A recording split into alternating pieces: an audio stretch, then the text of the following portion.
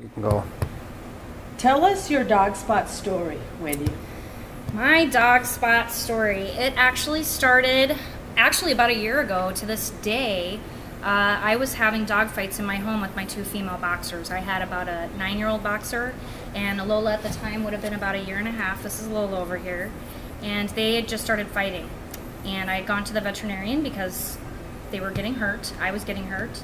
And the vet shared great concern with me that I needed to get control of my dogs or I was going to have to separate them. It's really not easy to tell someone that you might have to separate your dogs, especially one that you've had for 9 years and another one that you're trying to build a relationship with. So I had driven by Dog Spot, came in, just drove in and found out about a leadership class and a 101 class that I could take.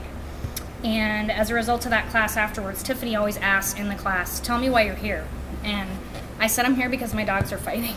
So she approached me after class and we talked, and she suggested that I do a private with her. And I remember filling out the form for the private because the form itself is like, I don't know, 5 pages long.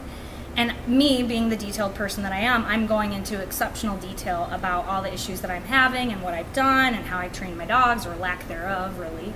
What I'm letting them do, all these types of things, which again helped my relationship here with Dog Spot because I was open and honest about the issues that I was having and enabled Tiffany to help me with the problems that I was having with my dogs.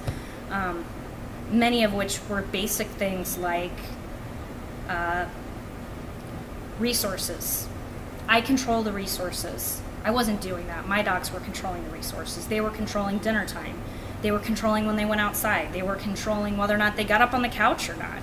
Simple, basic things that I guess you take for granted in a relationship with your dog.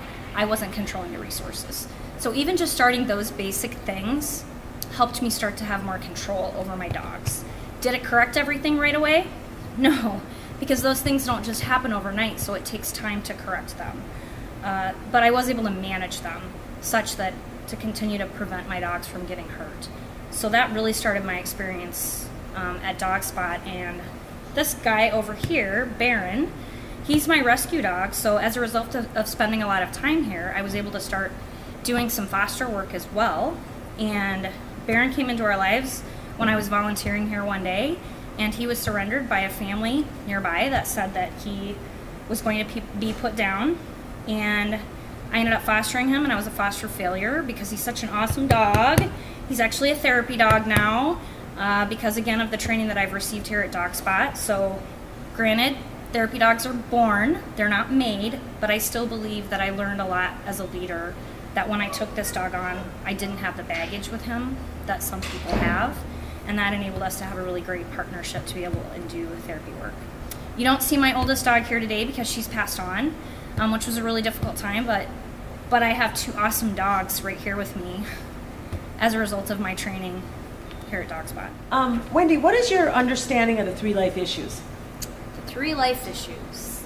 Come when called, stay where I put you, and with me.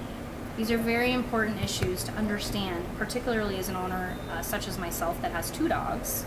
I need to ensure that my dogs are safe, that they're protected. Life issues literally means that if they don't listen to me and follow those 3 things, that their life could be in jeopardy or at risk.